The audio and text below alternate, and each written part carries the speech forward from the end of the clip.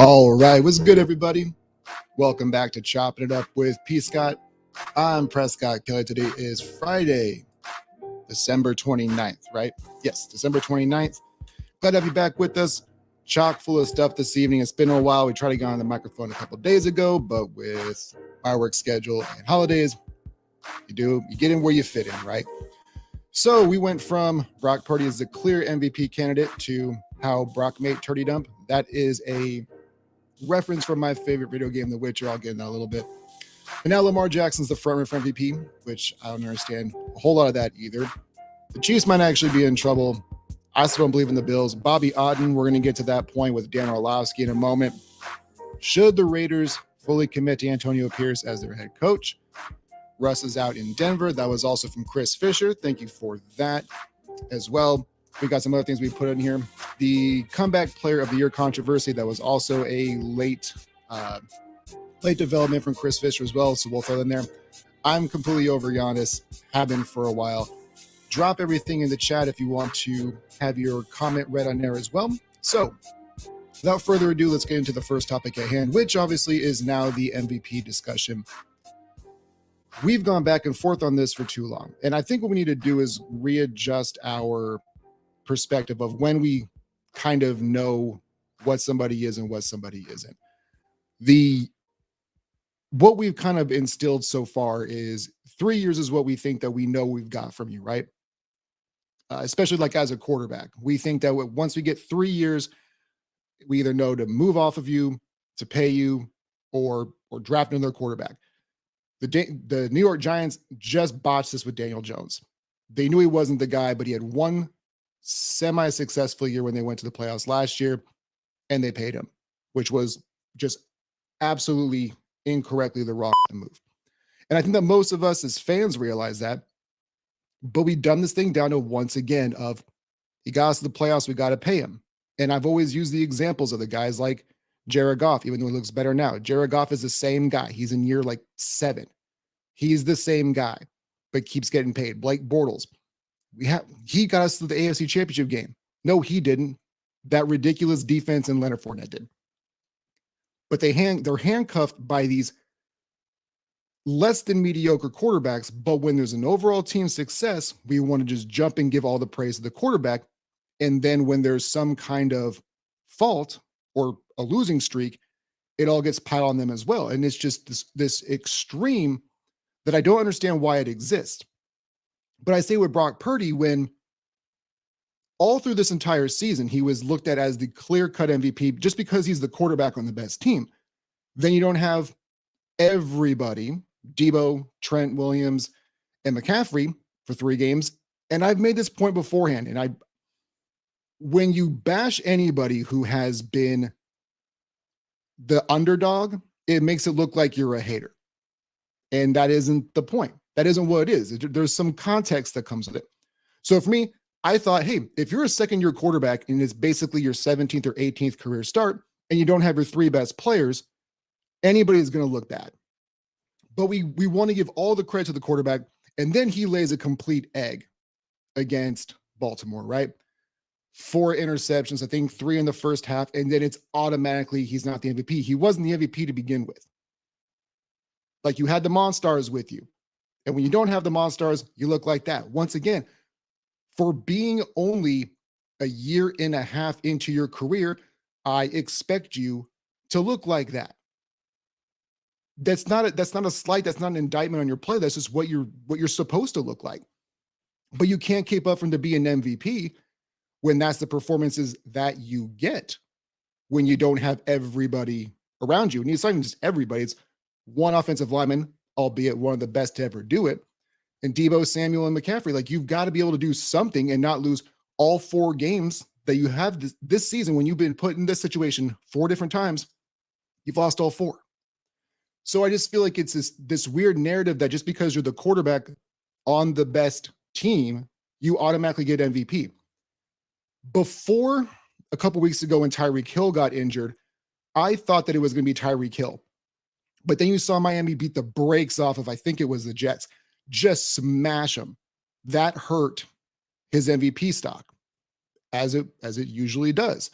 Lamar Jackson is another guy who The stats aren't gaudy, but when you look at how Baltimore plays and how they use him, he is like arguably the most valuable player on his team. And that's what it all boils down to, is most valuable. It's not most important position on the best team. That isn't how that works.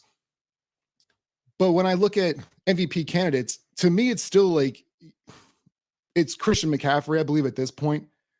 Just the numbers he's put up. And when we do MVP talk, like if you really wanted to do this, if you wanted to be so outlandish, hell, you could even throw Raheem Mostert in there, because he's got what, 20 tuds this year as well? Close to it, 17, 18. If we're just going to go based off of the numbers of touchdowns, why is Raheem Mostert not getting any love? Is it because of Tyreek Hill? Like, if you're just going to throw outlandish stuff out there, we might as well go ahead and do that as well. But so can Baltimore's defense get the MVP? That's a good point. Chris Fisher says, can the Baltimore defense get the MVP? Well, they made San Francisco look foolish, which not a whole lot of teams can do. But when I'm looking at the NFL, this is it's a weird year, because all we do is we look at these things as, well, who have you beaten? You haven't beaten anybody. The transit of property does not belong in NFL football. It just doesn't. If you want to use that for rankings for college, I'm good with it. That's fine. I still think it's silly, but at least it makes a little bit more sense, because you have a ranking system. You have to find who you believe are the best teams. This is just by seeding. It doesn't matter how you win necessarily. I think how you win does matter. If I can't see you dominate a team front to back, and you're constantly letting teams in and you're blowing second half leads, it's alarming to me, which I don't think that I'm in the wrong for that. But the arguments have been, you haven't beaten anybody, but also nobody is any good. Like, we don't think anybody in the NFL is great. We consider San Francisco to be the best team in the NFL. Most consider top to bottom. That is where we live. San Francisco is the best collective team. We thought it was Philly for a while because of the run last year, but they also, what people forget is that they had like all pro years from just about damn near everybody, which you're not usually going to get. And they were winning a lot of ugly games like Minnesota was last year, but we all knew that Minnesota was frauds. Like, I think that we all could agree on that. But Philly, we gave the benefit of the doubt because they went to the Super Bowl last year, and because they had just monster years from so many guys. And I'm the same guy. I did the exact same thing. But I've seen enough from Philly collectively over the past number of years where I believe that they are a good football team. But our arguments are, well, who have you beaten? The Eagles lost to the Jets. The Bills lost to the Jets. But people are already back on the bandwagon of the Bills are the most dangerous team. And I just don't know if I believe that, because I've seen this movie too many times. I've read the book. I mean, I haven't, but I've read the Cliff Notes all the time. It's all highlighted. I know how this goes. Let's go to Taylor Quick. He goes, okay, so it's okay who you've beaten when it doesn't come to my girlfriend. What the? I don't know what that has anything to do. I probably should have read that out loud, because I have no idea where that even came from, bro. But anyway, yeah, that was a weird turn. I don't even know why that's there.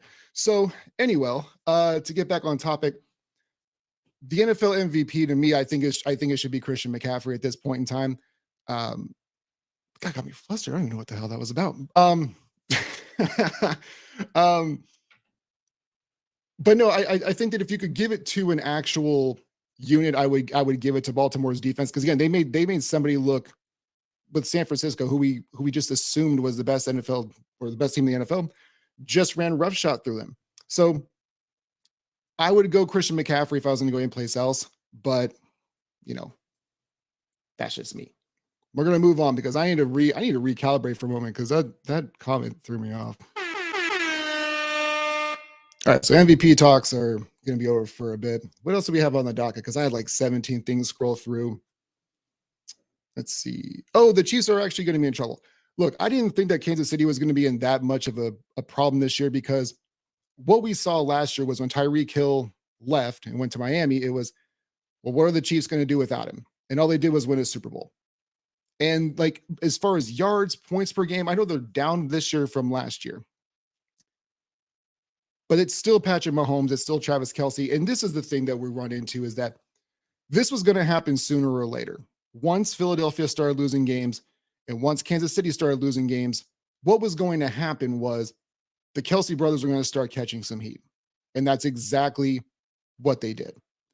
They're not taking it seriously enough. It's Travis he's being distracted by Taylor, and both the brothers are being distracted by their podcast and all this other stuff. And I don't know. For me, the podcast is difficult because when you work 9-10 hours and you have a commute and everything else like that, you can't really put an additional hour or two this way. But when you're an NFL football player, you have full days off. You're only at practice for a couple hours. You have time to be able to do this. And I think that they've earned enough as far as their resumes are concerned between Travis and Jason. I think they've earned the right to be able to do this. Now, you can say they're not taking it seriously, but when you're considered the best at your professions, essentially, I don't have much of a problem with the fact of you having these other lanes, these other avenues, because I do consider them to be professional at what they do. There are some people who are considered knuckleheads, and you need to be locked in. Like Tyreek Hill is somebody who has a podcast, but doesn't always do that. He doesn't always do it during the regular season. It's not every single week or every off day. Those guys are pretty religious with what they do. And now it seems like that they're just catching a bunch of heat for this. But for me, the Chiefs' struggles aren't necessarily on that side of the ball. The first half of the season or so, that was a top 5 defense. In the last 4 or 5 weeks, Kansas City has really gotten off the rails and hasn't been the same dominant defense. So these games that Kansas City was winning early on, it was something where you were kind of he was finally getting bailed out. He wasn't having to put up 40 points and getting in these shootouts. The defense was holding it together, but now they're not. And you can't couple that with the poor wide receiver play because that's what they're getting. But again, last year, it wasn't a whole lot better. And you still won a Super Bowl. So Kansas City to me is still, I told y'all before, I'm not somebody who really goes off the rails all that quickly. I'm not willing to jump ship and change my mind every 3 to 5 minutes on these things because it does. Things happen every week. We have something new that we want to be upset about or that we're super passionate about. Until Kansas City is not in an AFC championship game, to me, they are going to be in an AFC championship game. They've gone to 5 straight? They've been to 3 Super Bowls and they've won 2. That's a big enough resume builder for me to say, I'm still taking Kansas City at this point. I don't feel great about it, but at what point in time do I have to think that they won't at least get to that stage of this? And you can point at everything that I just mentioned, wide receiver play, defense, everything. I get it. But I'm not counting out Andy Reid and I'm not counting out Mahomes at all. Sorry about the last comment. No, that's Taylor. Thanks for clarifying. It's fine. It just really threw me off because I was like, I probably should have read it before I said it to really knew what, but I'm just going through the chat. I haven't had any one of those things happen before him. It flustered me a bit, but we're good. We're right back here. But I appreciate it, Taylor. So Roy says the Chiefs receivers can't catch a cold. It's really Tony. There's isolated instances, obviously, with MVS has had one. Tony's had multiple ones, but it's mostly Tony who is the biggest disappointment. And even then, I don't even think that he's the biggest disappointment. Sky Moore has to be the biggest disappointment of that group because he has not contributed at all. And he was a late first, early second rounder last year, I believe. Sky Moore is the one who's really letting them down because that's where they thought they were going to get the production that they were going to be losing from Tyreek. But Kadarius is the one catching all the strays right now, which, again, I understand why. A lot of drop passes, and it's not even just drop passes. Drop passes are one thing, and you can get frustrated. But the fact that he's basically turned into the Matt Schaub of wide receivers, where anything that he touches gets turned into a pick six the other way, I don't know, man. And that's another reason why I think that Kansas City is going to figure this out. Kind of. I still don't like them to win a Super Bowl, but at least get to the AFC Championship game. I could still see them doing it because I think that they're going to start figuring out, we just can't trust Kadarius Toney anymore. We'll have to just be more creative. And I've been on the same thought process that some other folks have had, is that this is just practice to them. Like the regular season, doesn't matter to them as much as it does to other teams. So they're trying, let's not throw out all of our tricks, all the bag right now. And Bobby says KC's O line is terrible. It's not good. It's not, but this is what makes these salary cap sports so difficult is when you start paying these quarterbacks $50 million a year, you are going to start to have holes. And the offensive line was one of their strengths a couple of years ago. It was their weakness when they played Tampa. But then the next time they went to Super Bowl, it was considered a strong suit of them. And they can still retool it. Every year you're going to have either free agents or you're going to draft. Well, it could still happen.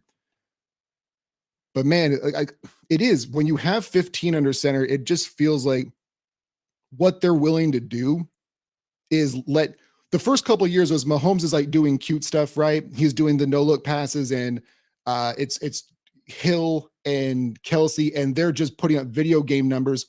And then once you started to pay him, they're like, okay, we can't do the cute stuff anymore. We can't afford Tyreek and like everybody else. We have to have you be a little bit more controlled, which is what he's done. And last year was one of his best seasons without his best dynamic weapon. So I still think that Kansas City can make it to the AFC Championship game. Whether they make it to another Super Bowl, I don't know. But the track record speaks for itself. And until they aren't there anymore, I'm not willing to write that team off. So he went through the MVP talks. Kansas City might be in trouble. Buffalo. So I don't understand, man. This happens every single year. People know that the Bills didn't win that crazy game against Kansas City, right? The 13-second game. They know that the Bills lost that one, right? Because I don't understand why you would think that the movie would end any differently than what it has for Buffalo. And one of the things that I was thinking about this morning, or not this morning, but it was on my drive back, was what we usually do is we get to like the quarter point of the season, right? It used to be 4 games in, and now it's got to be at least 4 1/4 because of the extra game. But I think that we need to do is kind of reassess how we feel about certain teams, because early on we thought Buffalo was frauds because they lost to the Jets and they were struggling. Then they read off a couple wins, and then we jumped ship on them again. Then they win 3 in a row. And now they're back, and Josh Allen looks awesome because they're finally starting to run the ball, but it took them more than half a season to get James Cook involved. But then they play the Chargers, who just got mollywopped by the Raiders, and they barely beat Los Angeles. Like, this team is so inconsistent, speaking about the Bills, where they always play with their food. That's what I say every week when somebody wants to talk Bills football. They always play with their food. They always play down to their level of competition. They had no reason it should not have been that close. The Raiders they just mollywopped them. And Buffalo's just like, no, you can hang around. We're going to make it interesting. You don't get to do that. I just got done talking about Kansas City. Kansas City's earned that. Your resume speaks for itself. You don't want to see that happen, but you've earned that.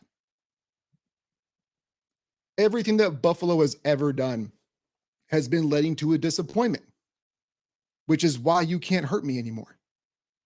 People laugh at me when I say that, but they can't. To go back real quick, because I missed Bobby Odden on one. He said Eric Bieniemy leaving hurt Kansas City more than people think. And I don't, that's the thing. I don't know, because wouldn't Washington be exponentially better? I know Sam Howell was leading the league in passer yards for a long time, but still, what does that do? It's something, and maybe it's because Sam Howell isn't Patrick Mahomes. That's a very easy assessment for us to all make. But you think that Washington would have been better on the offensive side of the ball, not just put up empty stats. And that's one of the things that I talk about when you talk about complementary football.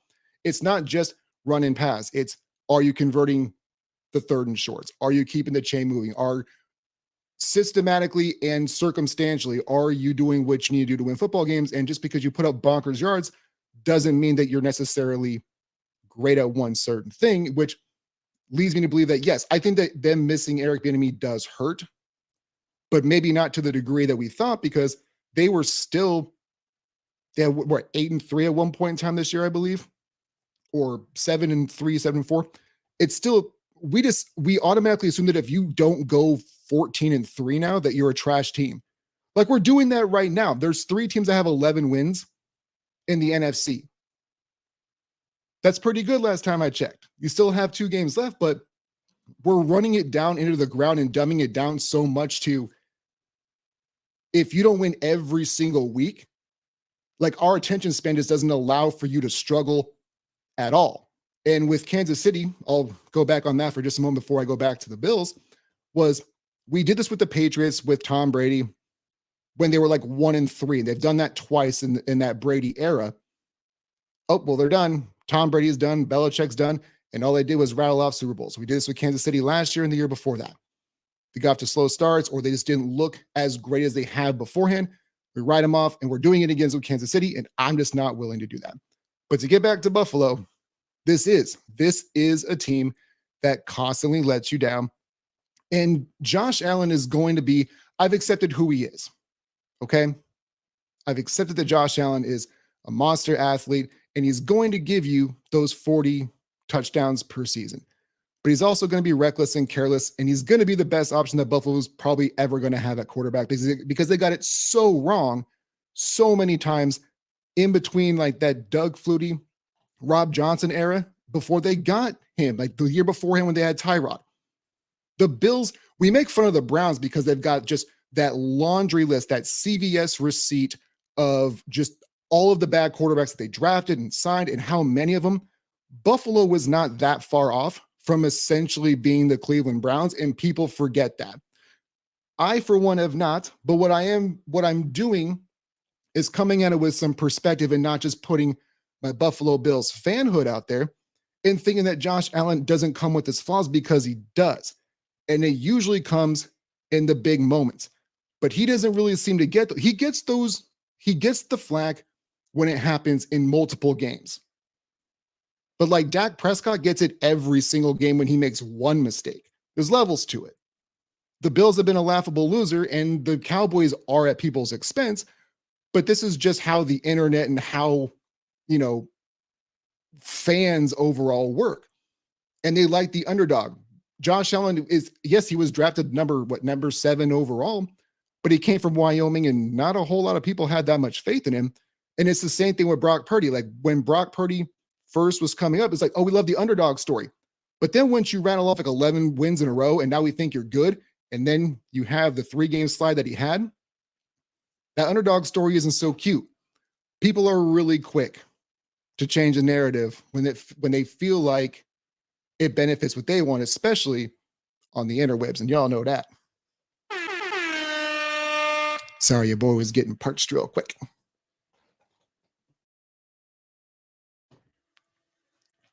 So Bobby says, as a Saints fan, after the Super Bowl win, 11-5 season was unacceptable for fans. People forget the days of 5-11 and 6-10 days. Well, this is, and I'll segue to a moment because I was going to get to Antonio Pierce, but you mentioned that as far as like quarterbacks and or coaches, everybody's so quick to fire everybody now. Quarterbacks. To put that in perspective, just real quick, as far as players, there was a point this year where Josh Dobbs had the same odds to win MVP as Myles Garrett, and every single person who said that he should be in the MVP discussion, I wanted to fight through my computer screen. It was absurd how much love this guy was getting for 4 or 5 starts, and that's where we go with a lot of these guys. There's a little bit of film on you, or there's no film on you. You have a couple of games where you look good. Tommy DeVito had some of that. All of this is in such a vacuum of what have you done for me lately? And there isn't much perspective, and there isn't a whole lot of patience in society at all. But in sports, there sure as hell isn't. There used to be a time where you wanted to groom your quarterback. That was the way, because that's the only way that we knew how to do anything. You could even make the same adjustment with like the pandemic. I don't know, a lot of people don't want to hear about that, but if I'm just speaking this into existence real quick, is we used to know for a matter of fact, the only way to develop a quarterback was you had to sit him. But then we got guys like Peyton Manning, like, okay, he can take his lumps. We're willing to deal with it, but we got to throw him to the wolves. But we knew, parenthetically and hypothetically, that we knew definitively That's the way that you groom quarterbacks. You make them sit and then they learn. Same thing with coaching. Nope, you got to have the same core, the same group of guys, the same coach, which is what Pittsburgh's done. And they've done a pretty good job over the years between winning percentages and Super Bowl appearances and Super Bowl wins. It's something where Pittsburgh even now isn't even good. Like Mike Tomlin isn't good enough where he's never had a losing season. He does only have the one Super Bowl, but to go ahead and kind of recalibrate that comment before I get back into Antonio Pierce is I try to put this in such a common way to consume this. And we like to do recency bias. So that's what I try to do to placate to the narratives and to everybody else through social media is since the year 2000, there's been 23 Super Bowl winners. And I need people to understand Brady and Belichick alone have 6 of them. They alone have more than 25% of the Super Bowls since the year 2000. Like, you've got to put that into context. And they didn't just give up on stuff when things went bad. You can't win it every single year. But to go to Antonio Pierce again, I don't think that the Raiders should fully just dive right on in to offering him a large contract or even multi-year because they've whiffed on McDaniels and they whiffed on Gruden and they're still paying those guys. You can't miss on them again. I'm not saying Antonio Pierce is going to be a bad quarterback or a bad head coach, but what we have to stop doing is once we see a little bit of success, just diving right in and giving quarterbacks stupid money and head coaches stupid money, because more often than not, you are going to bail on them. The Raiders are still paying for 2 previous coaches, and Antonio Pierce might be a great coach. But do you guys remember when Urban Meyer got hired? I use him as the catalyst for this because there were people in the universe that said that Urban Meyer would be a great NFL head coach just because of his college success. Now, we laugh at everything about it now because we see what the actual end result was. In real time, when he got hired, there were people saying it was a good hire. Same thing with McDaniels. There's other circumstances, there's other examples of a little bit of success and overcommitting. I've always said this, and it's never going to happen. So I need to preface it with that. I'm not trying to tell you that this is something that I see that will ever come to fruition. But I've always been of the proponent of players and coaches need a max, 3 max 4-year contracts. Because what we see all too often is guys outperform their original contract, get paid and guarantees and whatnot, and then they slack off. Or coaches sometimes do it too because theirs is guaranteed. It's not part of the salary cap. That's why and I don't really understand what the economics of it to me don't make sense on why you're willing to throw away stupid amounts of money for coaches for long term and then get rid of them, especially college coaches. Holy hell, don't even get me started on that. But I think that what they need to do is max everything out at 3 years, because if that's supposed to be your maximum, that's your shelf life. The average shelf life of a professional athlete, especially in football, is essentially 3 years. So if you can't prove to me that you can be on the field for 3 years, I shouldn't have to pay you for 4 more afterwards. Same thing with the coach. I shouldn't have to sign you for 10 years when I'm only going to get a season and a half of good stuff. Then I'm going to move off from you anyways because the fan base can't stand you, or I can't stand you, or we got new ownership. You weren't my guy, so I can just toss you to the wayside. I've been saying that for years, and I know it's never going to happen. But if I could fix professional sports, that's what I would do.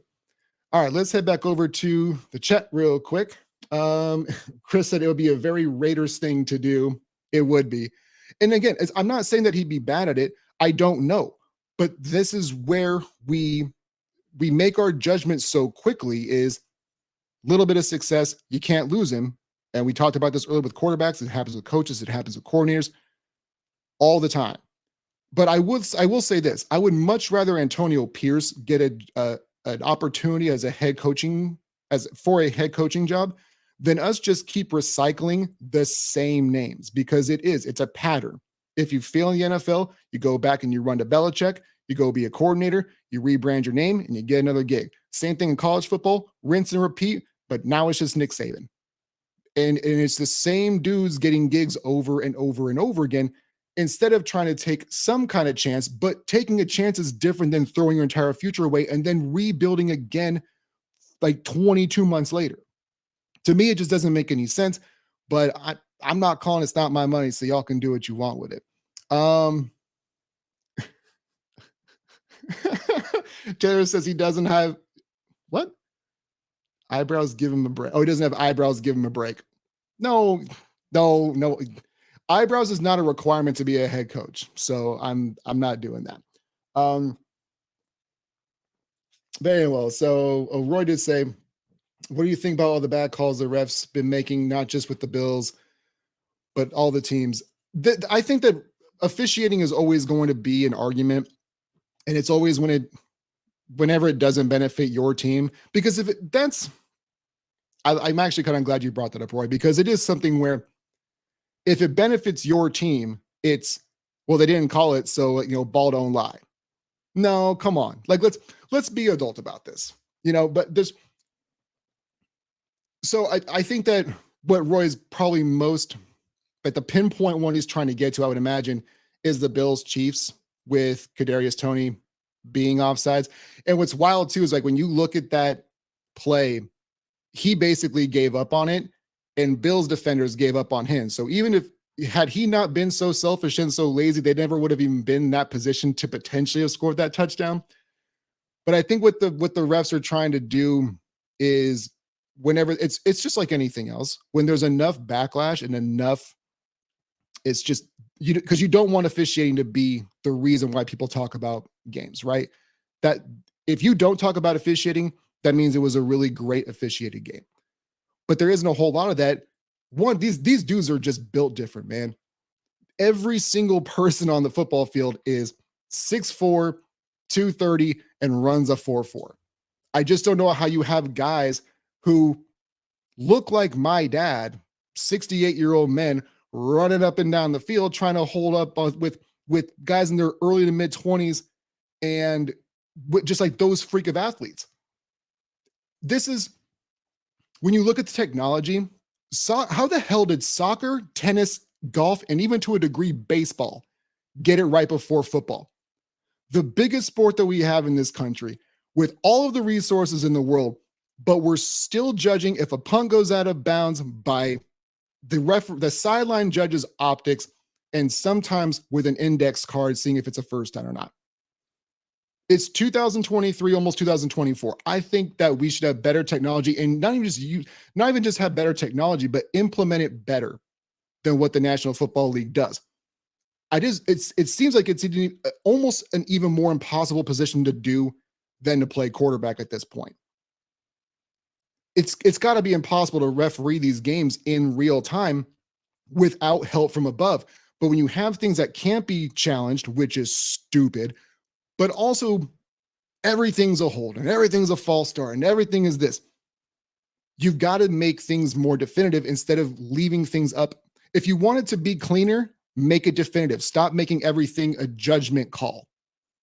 That's the way that I would look at it. False starts shouldn't be objective. Delay of game shouldn't be objective. Tell you what, we're going to give you that extra half second. Doesn't do the defense any good. These are things that we should be able to do them better, cleaner, and more efficient, given the money and the resources and just the power that the NFL has. But there's something nostalgic about everything that I said about having a chain gang and having to go out and measure. And like, people don't want to give that up. And as long as we still have that connectivity and nostalgia to it, I don't see them getting rid of it. Because again, the technology is good in golf, soccer, tennis, baseball even now. If this is the way that they want to keep doing this dinosaur archaic way of presenting football, because it appeals to the masses still, it's what they're going to do. That's the way that I look at it. Oh, right. Well, I kind of melded in the Raiders and Tony Pierce. So Russell Wilson. So we had some questions about Russell Wilson because he's supposed to be released after this season. If they do, that's just clearly a Band-Aid rip because they already gave up multiple first rounders to get him. They paid him just a bunch of money. So it feels like at this point in time, you don't think that you have your quarterback anyways, but you also don't have to just reach and get one in the first round anyway. This is a fairly deep quarterback draft. Maybe you can get one in the second. I believe they still have one. But once the offseason hits, if you have disgruntled wide receivers, Jerry Jeudy, or if you have other pieces that you can move to get your draft capital back, I still don't. There are certain teams that just have too many holes to fill, and it doesn't matter what you do. Chicago, to me, is kind of one of those places, too, where I don't think it really matters what you do. But at least with Chicago, you're in the NFC, and you have a chance to turn it around. Whereas in the AFC, it's just, what are you going to do? And especially being in the AFC West, that to me doesn't bode well for you. That's still Kansas City's division, regardless of how bad they've looked recently by the metrics of our eyes. But Denver, to me, I think that, yeah, this is a Band-Aid rip move if they even do it, because I know I'm going off on a bunch of tangents, but we all thought that Bill Belichick was going to get fired at the beginning of this season. And then a few weeks into it, we realized that they gave him a monster extension. And now he's back on the hot seat again. And it's kind of the same thing with Russell Wilson. They're saying that they're going to cut him, but it's a lot of dead money. It's just, they're in cap hell with Russell, regardless of what they do. But this does feel like what they want to do. If they even do it. I'm not saying definitively that I even trust it, because we've been lied to too many times. I've seen too many things in the world of sports where I don't believe anything that is written until it's actually done. So they might be getting rid of Wilson. They might be willing to cut him. If that is indeed the plan, this is just, all right, man, we are completely rebuilding this from the ground up. We whiffed. We tried. We thought we were a quarterback away. The Jets thought they were a quarterback away. But sometimes you just have bad luck. And also, if Russell Wilson didn't have as bad of a year as he did last year, maybe this doesn't happen. And it seems kind of ridiculous to hold last year against him. But this year, he hasn't been bad. But every organization needs a scapegoat. And so when I talk about, I'm not worried about how players want to get theirs, is because it's a business. But it's not just a business from the business owner. It's not just a business from the GM. It's a business from the player as well. Because the way that I've always looked at this is, you don't play for the Denver Broncos in this situation. You're basically a subcontractor. Yes, you're employed by the NFL, but you just wear their jersey essentially. So he's still going to play, because that was one of the other questions I was asked. Is he done, or does he get kind of like a Joe Flacco resurrection? That I don't know. If he were to actually be cut, I don't think he's done playing football, but I do think that he's either this isn't even really one of those situations where you go to a team with a bad quarterback, because now you could get him on the cheap. I guess, but this always gets so dicey when you talk about these player contracts when they already have so much guaranteed to them, because you wonder like what's going to be at the real discounted value. That's why to cross-pollinate this for a moment with baseball is with Shohei Ohtani. Like, how did you let the players union, the league, how did you let him sign for $2 million a year for 10 years and then just backdate all the money? That's going to set a new precedent for how you can sign all these other players going forward. It's good. You may not be able to do it to the same extreme, and then there might start to be limits on how much back pay that you can get to people, how much you can front or backload it, because that's such an egregious example of it. But when you're looking at what kind of discounted market could you get for Russell Wilson, because there's so much money that is being attached to him, how much is going to be like the base pay that the NFL will allow him to sign at for a team that's a quarterback away? He's not done playing football, but this is something we run into with professional athletes, when they are always the last one to know. And Russell Wilson had his bad year last year. And I think that if last year was better, given the fact of how he played this year, I think the Sean Payton would have been okay with holding on to him for another year. Maybe. But I'm not in the locker room. I don't know what their dynamic is. I know that there's been some schisms, because that was the word that we like to use back when Brett Favre was playing. There was a schism in the locker room. Maybe it was just too much. And maybe there is some truth and some validity to it. I don't think he's done playing, though. But it is going to have to reflect on who needs him, what's the price going to be. Also, who's going to be in cap hell and who can even afford him if they really want to try to take on anything. I would be very surprised if he gets traded. We already thought that you couldn't trade him the first time. And this is why I always go back to nothing surprises me. We always say that Russell Westbrook is never going to get traded, and he always gets traded. That Chris Paul's not going to get traded, and he always gets traded. That Russell Wilson couldn't get traded, and he did. There is a never say never attitude with me. They might still try to shop him. I don't know who would pick up that money. I don't know how it would even work. But don't be surprised. Don't be surprised if it happens, because nothing surprises me anymore. Comeback player of the year has been a topic of a lot of discussion. Before the season started, everybody just kind of knew it's Damar Hamlin. Like, just don't even do the award. Like when you die on the field and come back and you're resurrected, like that's kind of the thing. Yeah, you were literally the comeback player of the year. You came back from the dead and you got on a football field. It was going to be a wrap. But now, and I said this almost 3 weeks ago, that Joe Flacco was going to mess around and win most improved player of the year. Comeback player of the year, I still think is most likely going to be Damar Hamlin, just because of the situation, because that's comeback. It's not most improved. Comeback player, if you can name me, I'm sure that I'm like some name is most likely eluding me as far as somebody who had just a ridiculously bad injury and came back and played. If Aaron Rodgers were to have been able to come back when he wanted to, like a month ago, he would have been able to make a push for it. But even him, like I never trusted for a moment that he was ever going to come back. It was such a theatrical thing that he did and that he does. I never believed it, but that's a story for another day. And Chris Fisher's coming in, like, and I understand it. 4 starts, he's got like 2 tackles, 2 special team tackles. Like, I understand, by the optics of football, you cannot be the comeback player of the year when you have 4 starts and just a couple tackles. I'm with you. But when the nation was taken, like, just completely enthralled with this kid's story and what happened on the football field, because we haven't seen it happen, that was going to be the time where things were going to start to get completely unraveled for the NFL. Not completely unraveled, because the sport would still live on. That was a bad choice of words.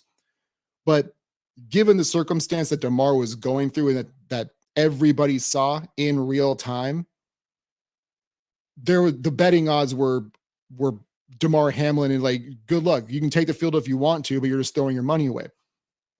And I agree. I agree that way. When you look at what he's done on the field production wise, it is not warranted. But when I look at comeback player of the year, to me, that signifies some type of adversity that nobody thought that you could get through, and you still made it. Whether it is an ACL tear, whether it's what Damar Hamlin went through, those types of things for me are comeback player of the year type of requirements and requisitions for the position, if you will. Most improved player is something completely different. That is something where you look at where you were last year and where you are now. So Joe Flacco, to me, I mean, it's kind of hard to argue that. I said 3 weeks ago that he's going to mess around and win most improved player of the year. You could throw in him. You could throw in Baker. Hell, if you really even wanted to, even though he's been great this year, but he was great last year, you could throw Brock Purdy in there because he's improved. Obviously, now when he doesn't have all the Avengers with him, not so much, but I wouldn't expect him to anyways. So Stephen Mumon says he's the only choice if you can look at it objectively. And I'm assuming that you mean DeMar for comeback player of the year. Yeah, it's just what's your requirement for comeback? Like I said, for me, it has to be something, a really debilitating injury that took you out for a majority of the season. Or there's got to be something catastrophic that happened for you to come back and play. And Adrian Peterson was I think didn't he win the rushing title and MVP the year after tearing his ACL? Like, that's a comeback player of the year type of story. Comeback player of the year and most improved are two completely different things with different criteria. And it sounds kind of harsh, even parsing words with there needs to be requirements for comeback. Like, you have to die on the field to be considered for comeback. And I don't like saying that, but that's the lane that all of America, and this isn't just a take as a Bills fan. This was America's take before the season started. If DeMar Hamlin just takes the field, he's comeback player of the year. Hands down, don't even have to talk about it. Case closed. That wasn't me. That was America speaking. And I feel like that is most likely still what's going to happen. I'm still going to vote for Joe Flacco because I tried to call it 3 weeks ago. But that's just me being better at that point in time. All right. Oh, I can't tell if that's actually in my. Nope, that was a message. I appreciate you saying my name correctly. You are welcome, Stephen. How do people pronounce it? Moomaw. Muma. I don't know how else anybody would say. But before we hang it up today, do you guys have anything else? Oh, I'm going to complain about Giannis for a moment, just real quick, because it's kind of what I do. If you have anything else you want to throw in the group chat, please go ahead. I've got a little bit more time left before we hang it up for the night. Yeah, I'm over Giannis Antetokounmpo just in general. I've never been a big fan of his game, but when I see him play, there's this complex about him. And a lot of folks are going to say, well, that's the competitive edge. No, there's something. There's something. And I compare him quite often to Draymond Green. Obviously, he is a better individual basketball player than Draymond Green. But the things that he gets upset about, him freaking out with his record performance for the Bucks when wasn't even the game ball from what I understand, is there's that. The very first clip I saw him is when he ran over the skinny Mike Dunleavy Jr. against the Bulls. That was either his rookie year or the year after. There's just something about him that there's a complex. And I put this on the Chop of a Peace Got page last week, I believe. And I said that Giannis and the Philadelphia Eagles are the same. They're obviously different because one's a team and one's a person. But this is what I feel like he's running into, this stressor of, now that they went through the entire fiasco of getting Dame Lillard there, he had on his shoulders at one point in time, Giannis has taken the league from LeBron. Giannis has taken the league from Steph. No, he hasn't. And he's pressing. And Philadelphia, I think, is kind of doing the same thing where they've had this hype around them and they're starting to feel stressed out and they're starting to feel the weight of this, that this could all start crumbling down at any moment. And the pedestal that we were so quick to put them on can be diminished in just a matter of months, it feels like. Philly is just, maybe you just weren't that good. Maybe you had an easier schedule last year. We talked about this earlier in the program where you got all pro seasons out of multiple people, which you just can't bank on to happen all the time. So it's a combination of that. Plus you have the MVP discussions of Jalen Hurts and the AJ Brown and Devontae Smith, and you've got all of these weapons and Dallas Goedert. You should be better than this. But the timeline on these things can evaporate really quickly. And Philly's kind of experiencing that right now. And I feel like Milwaukee, most specifically Giannis, because of this complex that he has. And it's not just me. Jeff Dean, if you end up listening to this, I know that you're going to appreciate this because he's not a big Giannis fan either. His moves are predictable. I don't like his attitude. I think that we move the goalpost with him because what he does is he caters to what the American people largely want to hear. But I've never seen us move the goalpost with somebody so much that we do with Giannis, where when he loses in the finals or in the first round, it's always, well, you can't win every year. We have to have some perspective. And, it's not all about just winning. It's about the journey. I'm going, we don't give anybody who is considered to be a superstar that kind of treatment. But when Giannis says it, we're like, oh, you know what? That's a good point, dog. Maybe, you can't win every year.